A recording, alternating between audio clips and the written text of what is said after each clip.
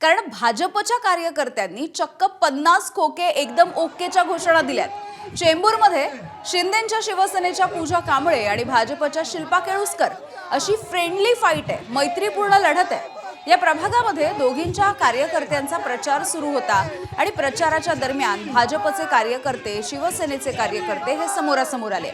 याच वेळेला 50 खोके एकदम ओकेच्या घोषणा द्यायला सुरुवात झाली। बघूयात नेमकं काय घडलंय।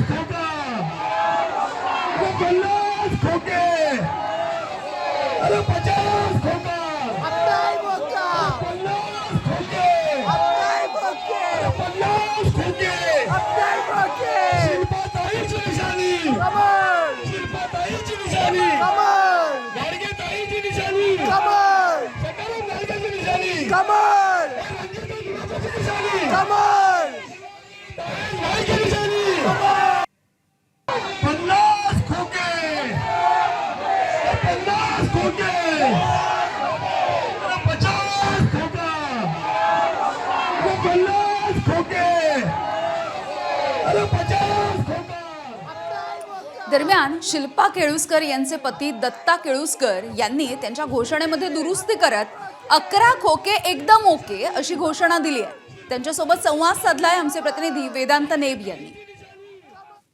मुंबई महापालिकेमध्ये भाजप आणि शिंदे सेनेची युती आहे, मात्र दोन ठिकाणी मैत्रीपूर्ण लढती होतात आणि त्यामध्ये एक लढत होती प्रतीक्षानगरमधलं हे वॉर्ड क्रमांक 173 आहे, जिथे आपल्यासोबत शिल्पा केळुसकर आहेत, त्यांचे पती आपल्यासोबत दत्ता केळुसकर आणि अनेक नाट्यमय घडामोडी घडलेल्या आहेत या सगळ्या वॉर्डमध्ये। आणि काल व्हिडिओ व्हायरल होते ज्यामध्ये तुम्ही तुमच्याच मित्रपक्षासमोर 50 खोके एकदम ओकेच्या घोषणा देतात। काय झालं नेमकं आणि तुमच्या युती असताना सुद्धा एकमेकांच्या विरोधात घोषणा? यापूर्वी जर तुम्ही माझ्या मित्राचं सोशल मीडिया बघाल तर तेच असे घोषणा द्यायचे 50 खोके एकदम ओके। आमच्या तोंडून थोडंसं चुकीचं आलं, आम्ही चुकीच्या घोषणा दिल्या। मला असं वाटतं की त्यांनी जी प्रॉपर्टी जाहीर केली निवडणूक आयोगाला, जी आपली जंगम मालमत्ता, ती बघून आमचे डोळे फिरले आणि साधारण ती जंगम मालमत्ता आम्ही त्या ठिकाणी तपासणी केली। यांच्या इथे खारघरला खोली, इकडे खोली, तिकडे खोली, अशा 2-2, 3-3 अनेक ठिकाणी खोल्या। माझा मित्र स्लममध्ये राहायचा आणि स्लममध्ये राहिल्यानंतर अचानकपणे यांनी ह्या कालावधीमध्ये, जी काय कालावधी असेल त्या कालावधीमध्ये आपली जंगम प्रॉपर्टी 11 करोड रुपये दाखवली। मग हे पैसे आले कुठून? घोषणा बदलली। ही 11 करोडची प्रॉपर्टी आली कुठून? म्हणून आम्ही नवीन घोषणा तयार केली आहे, 11 खोके एकदम ओके, 11 खोके एकदम ओके। आमची ही जी घोषणा आहे ही फक्त आणि फक्त सन्माननीय माझे मित्र रामदास कांबळे यांच्यासाठीच आहे, त्यांच्या कुठल्याही पक्षासाठी नाही, त्यांच्यासाठी वैयक्तिक घोषणा आहे। पण आतापर्यंत विरोधक 50 खोके एकदम ओके म्हणायचे, आज भाजपत 50 खोके एकदम ओके म्हणते। त्याच्यामुळे सगळे तुमच्याकडे लक्ष ठेवून आहेत की बाबा ही लढाई अशी कशी काय झाली? ठीक आहे, तुमचं म्हणणं योग्य आहे, ही लढाई होणारच आहे, कारण की तो चोर आहे, त्यांनी माझी तिकीट चोरली आहे। त्यांनी लोकांना दाखवण्याचा प्रयत्न केलाय की मी तिकीट चोरी करून घेऊन आलोय, पण परंतु तो चोर आहे। या प्रतीक्षानगरमध्ये भारतीय जनता पार्टीला 12,000 मतं भेटली होती। 12,000 मतं ही सर्व एवढं मोठं मताधिक्य बघून त्याचे डोळे फिरले, म्हणून त्यांनी उद्धव साहेबांच्या गटातून या ठिकाणी उडी मारली। बरं, एक प्रश्न ताई बोलणार की तुम्ही बोलणार? कारण जो एबी फॉर्म दिला होता तो तुम्ही कलर झेरॉक्स काढून सबमिट केला आणि तो म्हणजे अधिकृत म्हणून हे बघा, कलर झेरॉक्स असू दे किंवा आम्ही चोरून फॉर्म लावलेला असू दे, हा जो काही प्रश्न आहे मला असं वाटतं की तो अजिबात व्हॅलिड नाहीये। कारण निवडणूक आयोगामध्ये जे बसले आहेत, जे आपले सुपिरियर आहेत, ते त्यांचं काम होतं आणि ते त्यांनी त्यांचं काम एकदम योग्य प्रकारे केलं आहे। कारण आज जर का ते तिथे झालं नसतं तर आज मी इथे नसते। बरोबर। तर त्याच्यामुळे मला वाटत नाही की त्याचे सारखे सारखे ते प्रश्न विचारतायत की बाबा कलर झेरॉक्स होती, चोरी होतं. मला असं वाटतं ते अजिबात व्हॅलिड पॉईंट नाही. तुम्ही आता अधिकृत उमेदवार आहात, त्याच्यामुळे सगळा अधिकृत सपोर्ट आहे आहे, कमळाचं पक्षाचा. चिन्ह आहे आणि आज आम्ही इथे लढतो आहे आणि आम्हाला सगळीकडे एकदम खूप छान रिस्पॉन्स पण आहे. तर मी फक्त एवढंच म्हणेन की 16 तारखेपर्यंत वाट बघा. जे काही तुमची प्रश्नाचे उत्तर आहे ते तुम्हाला 16 तारखेला बरं, एक नक्की शेवटचा प्रश्न. तुम्ही नॉट रिचेबल होतात, सगळे शोधत होते आणि नंतर तुम्ही मेहू डॉनचं एक व्हिडिओ अपलोड केला. नगर डॉनच आहे आमचा तो.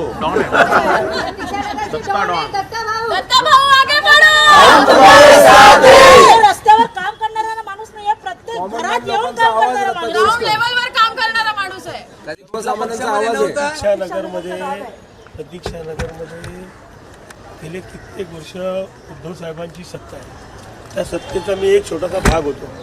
परंतु माझे जे माझ्यावर प्रेम करणारे होते हेच रामदास कांबळे आणि त्यांचे गुरु मंगेश सातमकर यांनी माझ्यावर अन्याय केला आणि माझी 2018ला पण तिकीट कापली आणि आता सुद्धा इथे आले. का आले? त्यांनी मला चॅलेंज केलं होतं की तू या प्रतीक्षानगरमध्ये काय. तर अशा पद्धतीच्या घोषणा देण्याच्या आधी एकदा फडणवीसांना विचारा, असं शिरसाट यांनी म्हटलंय. अशा घोषणा देणारे आज कुठे गेले आहेत ते देखील तपासा, असा सल्ला शिरसाटांनी दिलाय. भाजपचं ते कोण महारथी त्यांचा शोध घ्यावा लागेल. बाबा, अशी घोषणा देण्या अगोदर एकदा देवेंद्र फडणवीस साहेबांना विचार, काय परिणाम आम्ही केला आमच्या बंडखोरीनंतर आणि त्याचा परिणाम आज आपण जे सत्तेत आहोत ना, त्याचं मूळ कारण ते आहे. म्हणून ह्याच्या घोषणा देणे पूर्वी एकदा विचार. ज्यांनी घोषणा देण्याची सुरुवात केली होती ना, ते आता ते घोषणा पण विसरलेत. मुंडके छाटू, गद्दाराला गाडल्याशिवाय राहणार नाही, त्यांची भाषा आता कुठं गेली बघा.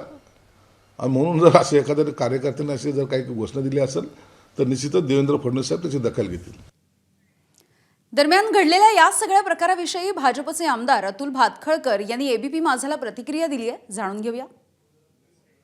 मला कल्पना नाही या गोष्टीची. आपण काहीतरी दाखवत आहे, बरोबर आहे, पण याची आम्ही चौकशी करू आणि जिथे फ्रेंडली फाईट आमच्या काही एखाद्या ठिकाणी होत असेल तर त्या ठिकाणी सुद्धा देवेंद्र फडणवीसांनी सांगितल्याप्रमाणे एकमेकांवर टीका न करता विकासाच्या मुद्द्यावर निवडणूक लढवली जाते. असं आहे ना की या गोष्टीची आम्ही आधी चौकशी करू.